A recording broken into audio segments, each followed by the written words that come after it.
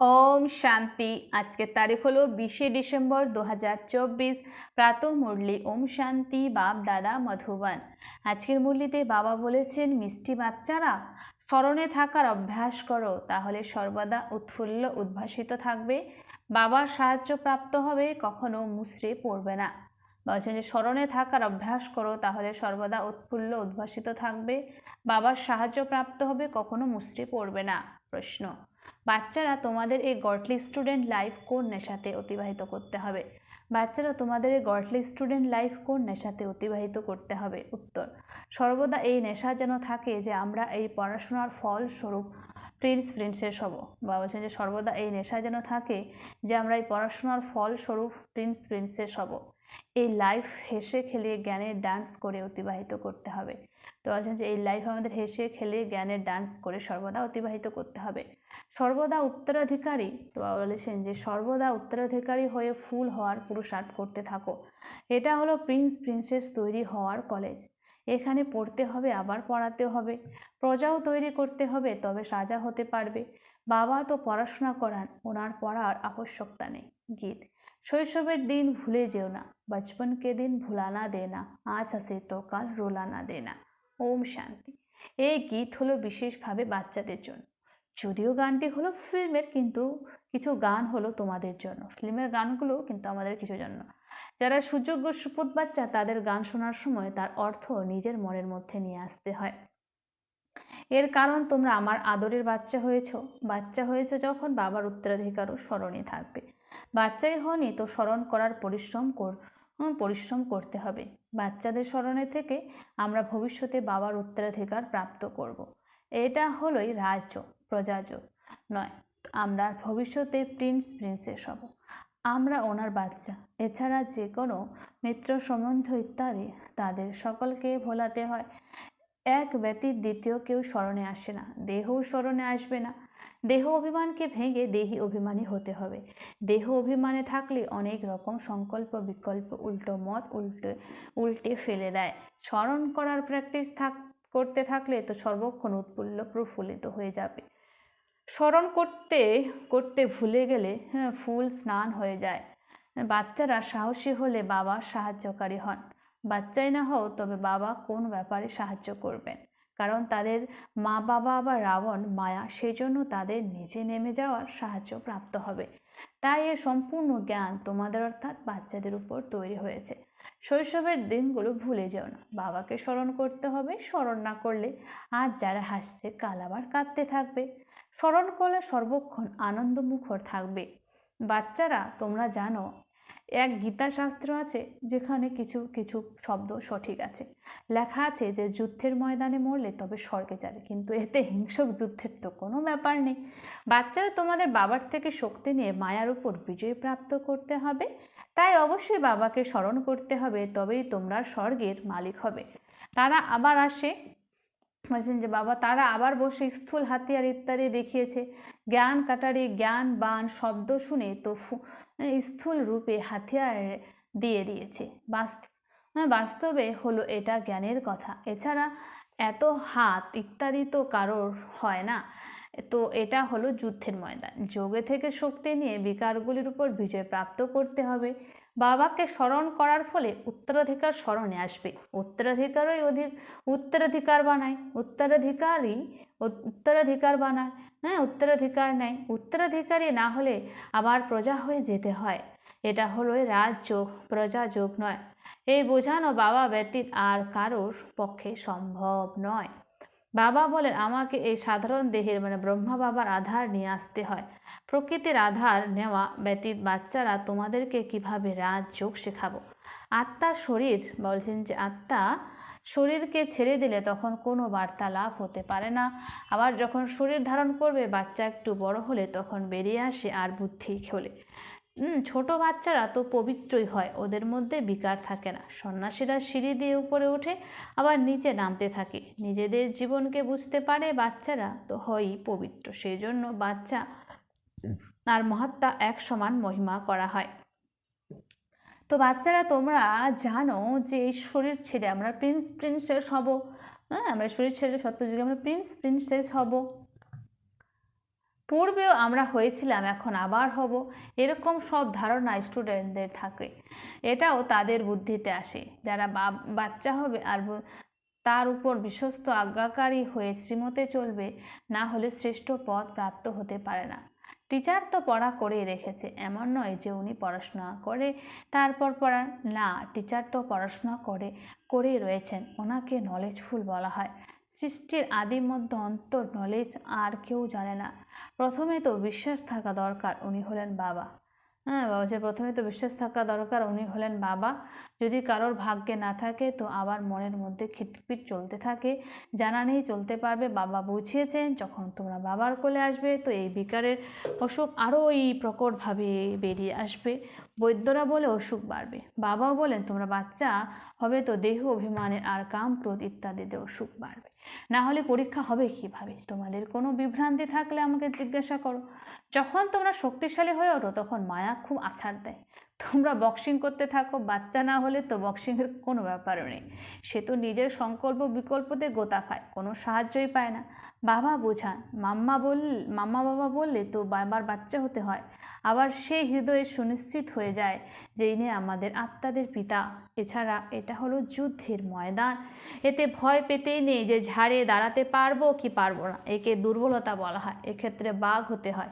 পুরুষার্থের জন্য ভালো মত নিতে হয়, বাবাকে জিজ্ঞাসা করতে হবে। অনেক বাচ্চা নিজের অবস্থা লিখে পাঠায়, বাবাকে সার্টিফিকেট দিতে হয়। যদিও বা এনার মানে ব্রহ্মা বাবা থেকে লুকাও, শিব বাবার থেকে তো লুকানো যায় না। অনেকে আছে যারা লুকায়, কিন্তু ওনার থেকে কিছুই লুকোতে পারা যায় না। ভালোর ফল ভালো আর খারাপের ফল খারাপ হয়। সত্যযুক্ততাতে সব ভালো আর ভালো হয়। ভালো খারাপ পাপ পুণ্য এখানে হয়, ওখানে দান পুণ্য করা যায় না, হলোই প্রালব্ধ। সেখানে আমরা এখন যে দান পুণ্য করছি তার প্রালব্ধ ভোগ করব। এখানে আমরা টোটাল স্যারেন্ডার হলে তবে বাবা 21 জন্মের জন্য দিয়ে দেন। যদি আমরা টোটাল স্যারেন্ডার হই তবে বাবা 21 জন্মের জন্য দেবেন। ফলো ফাদার করতে হবে। যদি উল্টো কাজ করো তো বাবার নামও বদনাম করবে, সেই জন্য শিক্ষাও দিতে হয়। রূপ বসন্ত সকলকে হতে হবে। আমাদের আত্মাদের বাবা পড়িয়েছেন, আবার অন্যদের প্রতি তা বর্ষণও তো করতে হবে। সত্য বাবা বলছেন যে সত্য ব্রাহ্মণদের সত্য গীতা শোনাতে হবে, অন্য কোনো শাস্ত্রের কথা নেই। মুখ্য হলো গীতা, বাকি সব এর ছোট বাচ্চা, ওর থেকে কারোর কল্যাণ হয় না। আমাকে কেউ পায় না, আমি এসে আবার সহজ জ্ঞান সহজ যোগ শেখাই। সকল শাস্ত্রের মধ্যে শিরোমণি হলো গীতা, সেই সত্য গীতার দ্বারা উত্তরাধিকার প্রাপ্ত হয়। কৃষ্ণেরও গীতার দ্বারা উত্তরাধিকার প্রাপ্ত হয়েছে। গীতারও যিনি বাবা অর্থাৎ রচয়িতা, তিনি উত্তরাধিকার দেন। এছাড়া গীতাশাস্ত্র থেকে উত্তরাধিকার প্রাপ্ত হয় না। রচয়িতা হলেন এক, এছাড়া হলো ওনার রচনা। নম্বর 1 শাস্ত্র হলো গীতা। তো পরে যেসব শাস্ত্র তৈরি হয় তার থেকে উত্তরাধিকার প্রাপ্ত হতে পারে না। উত্তরাধিকার প্রাপ্তই হয় সেখানে। মুক্তির উত্তরাধিকার তো সকলের প্রাপ্ত হয় না, সকলকে ফিরে যেতে হবে। এছাড়া স্বর্গের উত্তরাধিকার প্রাপ্ত হয় অধ্যয়নের দ্বারা। আবার যে যত অধ্যয়ন করবে, বাবার সামনে বসে পড়ান, যতক্ষণ না বিশ্বাস করবে, বিশ্বাস হবে যে কে পড়াচ্ছেন, তো বুঝতে কি পারবে, প্রাপ্তি কি করতে পারে, তবুও বাবার থেকে শুনতে থাকলে তো জ্ঞানের বিনাশ হয় না। যত সুখ প্রাপ্ত হয় আবার অন্যদেরও সুখ দেবে। প্রজা তৈরি করলে তো আবার নিজে রাজা হয়ে যাবে। আমাদের হলো স্টুডেন্ট লাইফ, হেসে খেলে জ্ঞানের ডান্স করে আমরা গিয়ে প্রিন্স হব। স্টুডেন্ট জানে স্টুডেন্ট জানে আমাকে প্রিন্স হতে গেলে খুশির পারদ চড়বে। এটা তো প্রিন্সেসের কলেজ, সেখানে সত্যযুগে প্রিন্সেসের আলাদা কলেজ হয়। বিমানে চড়ে যায় সেখানে করে বিমানও সেখানকার ফুল প্রুফ হয়, কখনো ভাঙতে পারে না, কোনোভাবেই কখনো অ্যাক্সিডেন্ট হয় না। এইসব হলো বোঝার ব্যাপার। এক তো বাবার সাথে সম্পূর্ণ বুদ্ধিযোগ রাখতে হয়, দ্বিতীয়ত বাবাকে সমস্ত সংবাদ দিতে হয়। কারা কারা কাটার থেকে কুড়ি হয়েছে বাবার সাথে সম্পূর্ণ কানেকশন রাখতে হয়, যা আবার টিচারও ডাইরেকশন দিতে থাকে। কারা উত্তরাধিকারী হয়ে ফুল হওয়ার পুরুষার্থ করে, কাটার থেকে কুড়িত হয়। আবার ফুল তখন হয় যখন বাচ্চায় পরিণত হয়, না হলে কুড়ি তো কুড়ি থাকবে, অর্থাৎ প্রজাতে এসে পজাবে। এখন যে যেমন পুরুষার্থ করবে ওরকম পদ প্রাপ্ত করবে। এমন না যে একজন দৌড়ালে আমরা তার পিছনে টেনে ধরবো, ভারতবাসী এরকম মনে করে, কিন্তু পিছনে টানার তো ব্যাপারও নেই। যা পুরুষার্থ করবে সেটাই পাবে। যে পুরুষার্থ করবে 21 জন্ম তার প্রারব্ধ হবে। বৃদ্ধ তো অবশ্যই হবে, কিন্তু অকাল মৃত্যু হয় না। কত বলিষ্ঠ পদ বাবা বুঝে যান, এর ভাগ্য খুলেছে, উত্তরাধিকারই হয়েছে। এখন হলো পুরুষার্থী, তবুও রিপোর্টও করে বাবা এই এই বিঘ্ন আসে। এটা হয়ে থাকে প্রত্যেকে, তো দিনপঞ্জি দিতে হয়।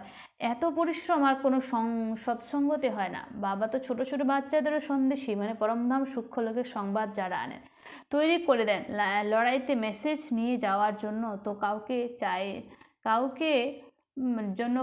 চাই যে না, এটা হলো লড়াইয়ের ময়দান, এখানে তোমরা সামনে শোনো বলে খুব ভালো লাগে, হৃদয় খুশি হয়ে থাকে। বাইরে গেলে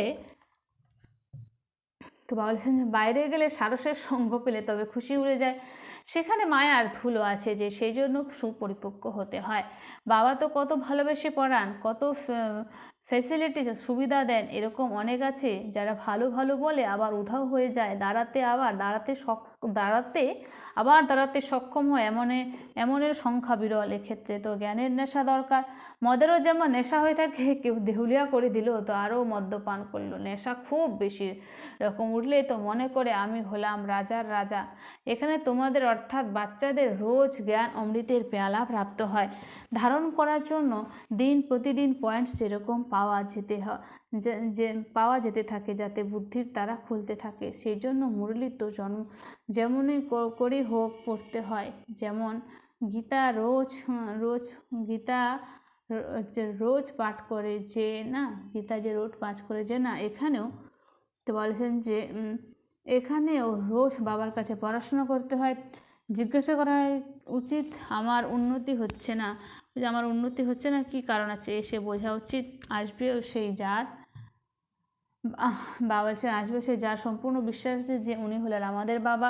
এরকম নয় পুরুষার্থ করছি নিশ্চয় বুদ্ধি সম্পন্ন হওয়ার জন্য। নিশ্চয় বুদ্ধি সম্পন্ন তো এরকমই হয়, তাতে কোনো পার্সেন্টেজ হয় না।